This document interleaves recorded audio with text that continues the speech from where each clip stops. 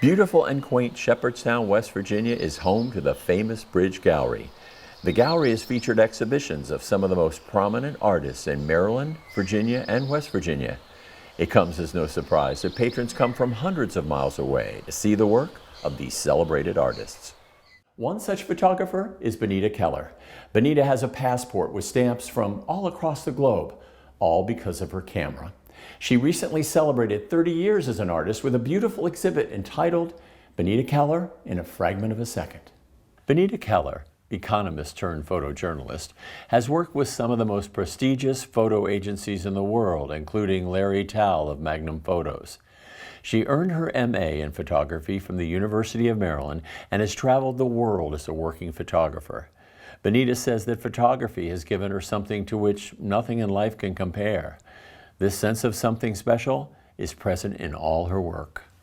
Well, I am a Carneysville girl, grew up in a farm on 40 acres, and it's really interesting to be here in Martinsburg because this is where my mother shopped, and downtown Martinsburg was highly vibrant. Leggett, first time as a child, rode the escalator on Main Street, so it's really fun to be back here in Martinsburg. Now, I was calling myself a Jefferson County artist, but now I'm just going to say I'm a West Virginia artist or regional artist because here I am in Martinsburg in this wonderful space. I needed a huge space. I needed lots of windows. I needed a place where I could teach workshops, where I could meaning shooting, photographing people, doing still lifes, teaching those kind of classes. And I also hope to have like movie events, creative events. So that I call this my incubation, is that right? Incubation. Because you see, I have all this stuff, but I need all this stuff because these are the things that inspire me and things I use, like all those props over there. I actually hung a photograph of a prop because all those props become part of a photograph. And you see, like I'm also into fashion, big time vintage fashion. And I love wearing vintage and I love dresses. So by being able to put the dresses all out, there are hundreds more packed away, by the way. I had this idea of somehow incorporating photography, photographs on the dresses, sewing them on the dresses. So by the fact that things are out and around, instead of them being in boxes, at my home, in cupboards, underneath the bed, everywhere, you start a project and you got to put away, and then after it's gone out of your brain, it's gone out of your brain. And you just have a list, like, I'm going to get back to it. So now I can just have little spots of places and just work and come here and things just develop, and I'm not trying to wash dishes, I'm not trying to do the laundry in between it, I'm not worried about anything else that's going on outside the world. I'm just like in here in this beautiful space with my stuff. I am the history of photography because at the University of Maryland I started with a Nikon camera and I was only going to do landscapes. I'm a Carneysville girl, farm girl from West Virginia, and landscape is the love of my life. I lived and grew up on a 40-acre farm, still there, and my family all still live there, and the landscape was what was my love, and it still is my love. But as you see, I have tons of other loves. Now you have a passport that has stamps from so many countries around the world. Of course, Vietnam being one. There's no, I didn't have my passport doesn't say Vietnam. You could not go to Vietnam when I went to Vietnam, and so. That's right, you had a special assignment. Special assignment, yeah. But it's taken you, your photography, your photojournalism, taken you all over the world. Yeah, I'd like to be taken more all over the world, but yeah. Well, but I'm not dead yet either. You talk about a fragment of a second, and that's the correlation, obviously, to the shutter. Is that correct? Yes. But it's also relative to the actual shot that you see. In life. And you may only have a second to grab it. Oh, exactly. Everything's fleeting. You have less than a second. The slowest shutter speed that you can stop action is at 1/125th of a second. But now cameras are at 1/400th of a second. And you cannot even imagine what 1/4000th of a second is. And so that's why I talk about the fragment of a second. And I actually am working on a book called that, Fragments of Moments. Hey, you're a pretty impressive teacher, and you tell your students to trust yourself, trust your gut, and have an appreciation and a love for what you do. And that will pretty much put you in good stead. It'll get you pretty much where you need to be yourself. and to follow your intuition and do what you love will pretty much. And you've never looked back from the economics major and the desk. No, never. Never, never. Only when I'm sitting in it trying to do the business of photography. And you actually tell all your proteges that do what you love. Do what you love. Well, that's because I went to University of Maryland, and I was told that to get my master's degree from University of Maryland, I was out of my league from getting a small degree from Shepherd, because it was a brand new program at Shepherd. They have much expanded. And so I went there to study under John Gossage, and because I wanted to do more about what art photography is, not just weddings, not just newspaper work. And I did work as my intern. I did with the Martinsburg Journal when I was in my 20s, Yes. which was a pretty interesting concept. But when I went there, I did not know I was supposed to take a portfolio, and I was pretty new with this, and pretty scared. And so I took work that I thought maybe someone would think was an impressive portfolio, but it wasn't truly my work because I hadn't really developed that concept yet. And so I left there crying because I was really out of my league, and there was so many good already professional artists, photographers in my program, and I was truly embarrassed. And I didn't go back, but John Gossage called me up and he said, "Where are you, Benita?" I said, "You saw my portfolio, you know, I truly am a farm girl from West Virginia." And he goes, "Benita, I want you to come back next week, and I want you to photograph what you love, and I want 10 photographs. And I go, "Oh my God, I have to photograph." He didn't say photograph what I love, he said photograph what's important to you. And I go, "Oh my gosh, I need to figure out what's important to me, and then I need to get prints of it in a week." But that's where that came from. Yeah, your affinity for landscapes, and yet you pretty much fell in love with photojournalism. People, yes. And you have two favorites. You have one that's on the wall we're going to take a look at in a minute, of a Fulani woman that you took that photograph, and then one that we don't necessarily have here, but one of your daughter, when she took a Akisha Hawking class. And Yes. Well, no, she became, after she graduated from environmental studies, she became the director of the Bird of Prey program in Albuquerque, New Mexico. And you have that photograph? Yes, yes. And So your daughter is your number one love in life. she's my number one love of my life, and she probably is my most photographed person, and the most photographs of any person or anything have been my daughter. She was, when I got my master's degree, I was probably 6 months pregnant with her when I graduated. She has sat on the floor of many openings. I bought a stroller that fit all my camera equipment, which was a large 4x5 camera that you put your cloth over it. That was my landscape photography. I advanced from a little 35 millimeter to a 4x5. So I would load my infant daughter into the stroller, and wherever we could stroll, we took photographs, her and I. You've said that photography gives you something that nothing else in life compares to. I think that's true. It has to do with those seconds, those fractions of a second. And it also has to do with preserving something and hoping that Diane Arbus said that if I don't show you this, you might not see it.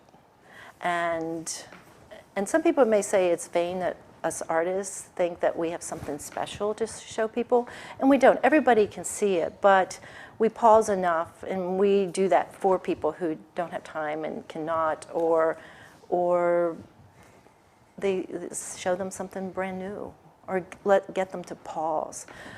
So yeah, it's pretty important to me. It is my life. You know, I don't separate it. It's underneath my bed. This is why I had to get a studio, because I could no longer make art on a kitchen table and the living room, and just have it laying here and there, and negatives. I have how to preserve all this photography, and so I'm always fearful that my negatives, something awful may happen to them. So I have the largest safe deposit box at Jefferson Security Bank for all my negatives. Yeah. When you're a photographer and you're out in terms of photojournalism, and it's in, and even if you in a studio, there is that exchange, and it happens in nature. It can be, it can be exchange with nature, but there is that something that happens between whatever is in front of you and that 1/125th of a second, or even 1/400,000th of a second that you do not see. And it's a little bit why photography is so fascinating, because we experience things, but we don't get to stop and pause and be able to relate to them. So when I'm even walking down the street and I photograph a person and I get that one chance, that one shot, and it works, and we're going to look at the Fulani image, that was just 1/120th of a second. She's on her way, I'm on my way. But there was that moment between her and I that was magical and gifted. She gifted me that moment, and to me that's just a blessing. Those instants that you're talking about and these wonderful photographs that you've taken, there's a vulnerability there. Oh yeah. And yes, there is for the person in front of me and myself to be vulnerable, to open myself up to showing what I experience and what I've seen. And that's one of the things I learned from John Gossage, and that concept of what is important in your life. And that is just open yourself up to that and trust whatever it is.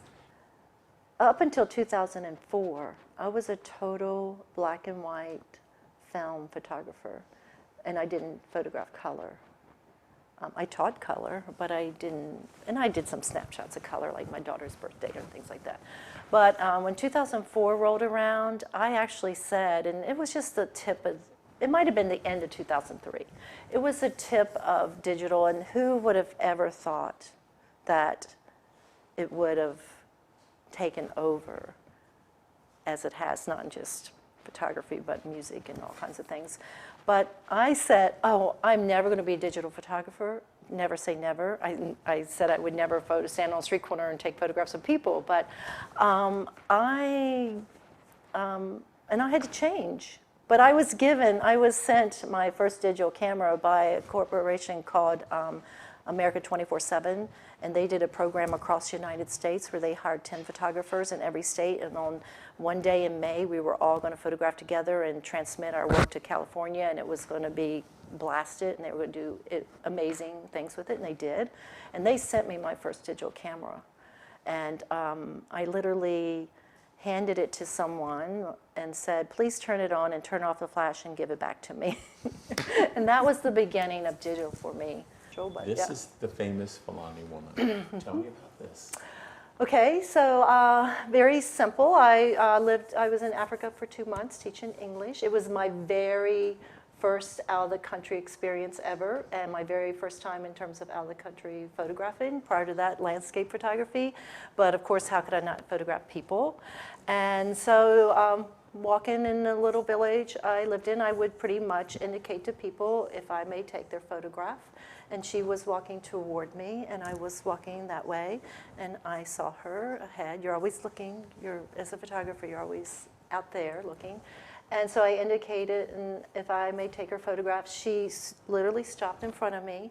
That was with a medium format camera that you look down into instead of you hold it up here, which is less intimidating. Yes. Very less intimidating, and I released the photograph, and I smiled at her to thank her, and we went on our way. Let's take a look at this one, and of course immediately there's a certain confidence and air here. She's somewhat reticent, I think.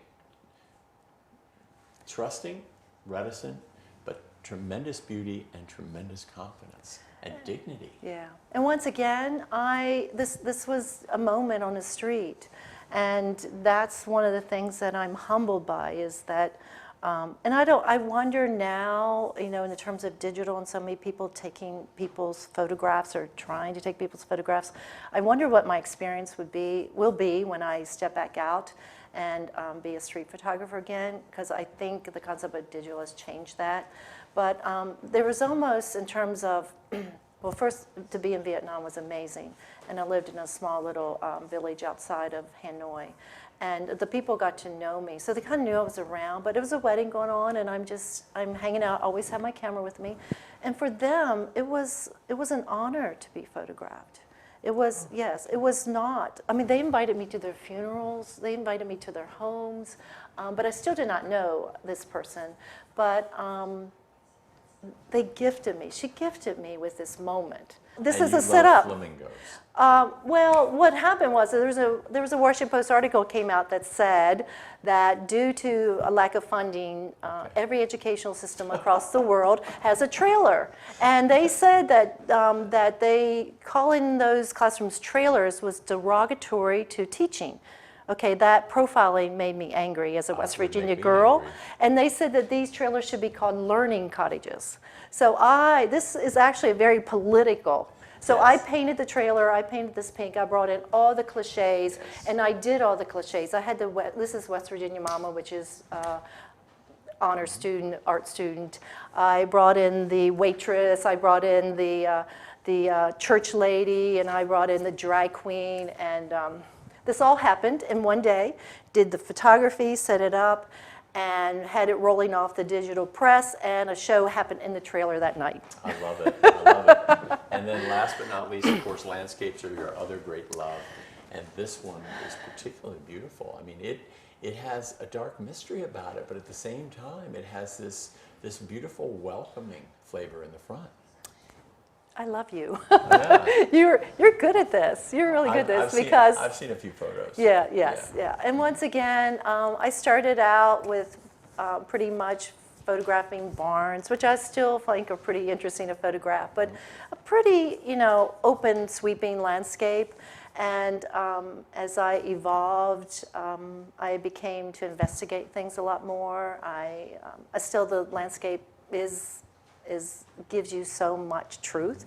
And you're exactly right. This is that concept. It doesn't have to be frightening dark, but there is that lightness and darkness, and this is out of focus, so it places you right there. Mm-hmm. So there's good feelings, and it's not about dark feelings, but it's like you said, a mystery.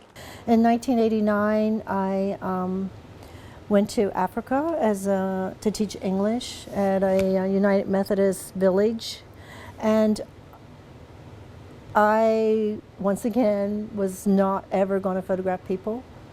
I was going to be a landscape photographer, and that little image over there in the corner is like one of my landscapes I did for my master thesis show. But, how could you go to Africa and not photograph people? And the interesting thing, too, the women who graduated with me, they were portrait photographers. So this image of this young African girl was one of the first portraits I took in Africa, and then along with the Fulani other image that we looked at and saw earlier.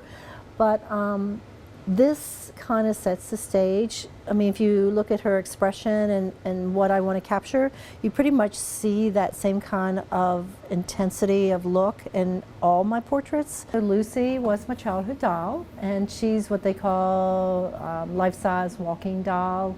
But I got her when I was 10. There's a photograph of me holding her hand on Christmas morning at the Christmas tree. But I was going to George Mason University working on my second master's degree, and this time in digital photography, and we had to take on a project. So I decided to take on what I call the Lucy Project, and it was kind of performance but also photographic. So when Lucy is with me, I take on the concept that she is my daughter, and I treat her as if she's my daughter, and then I take her around and photograph her. And so Lucy's been to Ocean City. She's been to, yes, Ocean City. I bought her a new bathing suit in Ocean City while she was taking her nap. And I went into the store and I asked the lady if I could bring this bathing suit back if it doesn't fit. And she goes, oh, you can just bring your daughter in and try it on. I said, okay. My students were there. I also had students there. I was teaching a photojournalism class that summer in Ocean City, and it was called America Vacations. So the students all went along with it. And so Lucy, I'm not finished the project, but when she's with me, I go into the performance that I'm her mother, she's my daughter. I buy her lunch at the restaurant. I tried to enroll her in ballet classes, so I thought it'd be fun to photograph her at the ballet school with other children, but her. And so the photographs on the back wall are one's in Easter with the Virgin Mary statue and the Easter basket.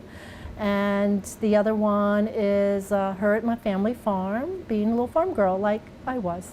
The things you love are what you become your project. So I didn't have a studio, and a really good friend of mine owns a really old building in Boonesboro that he rents out, and he says, so my top floor is not rented out, do you want it for the summer for a studio?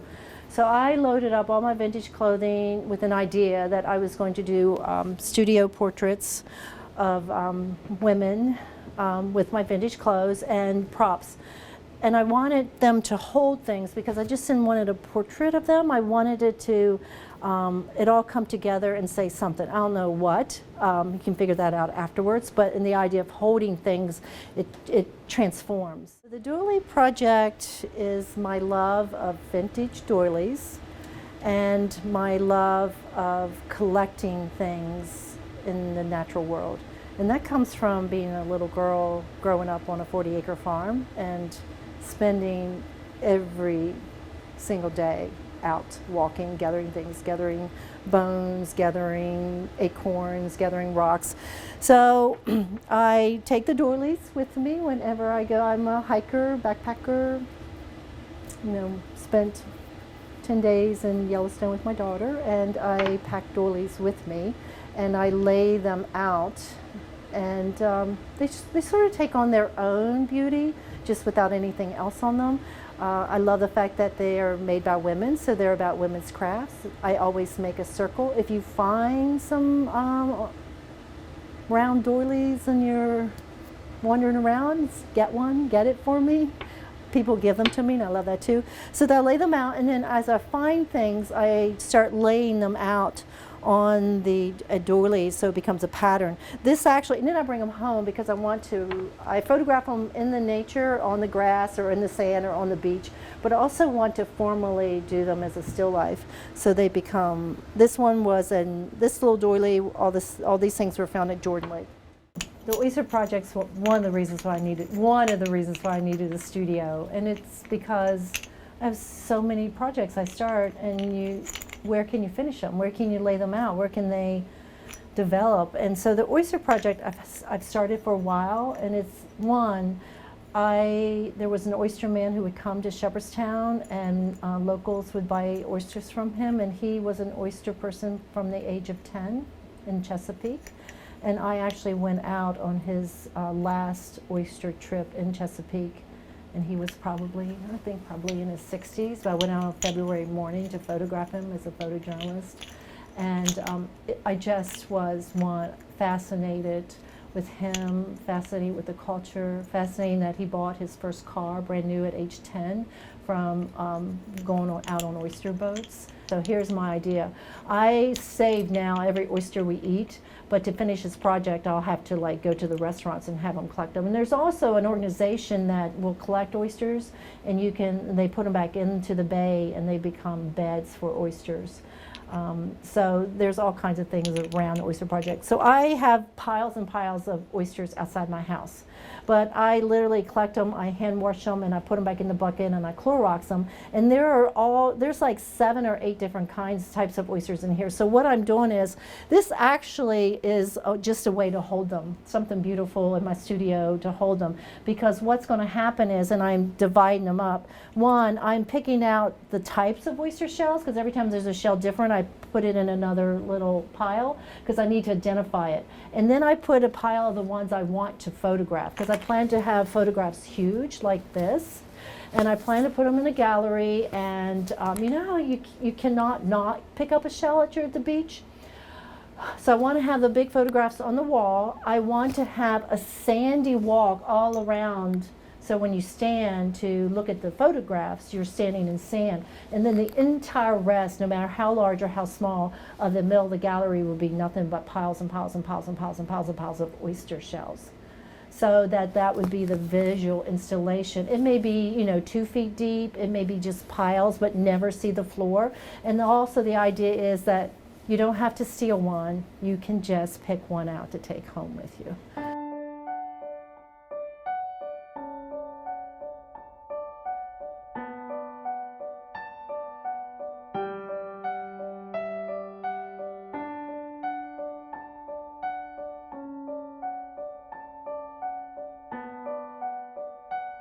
Thank you for joining us on National Arts.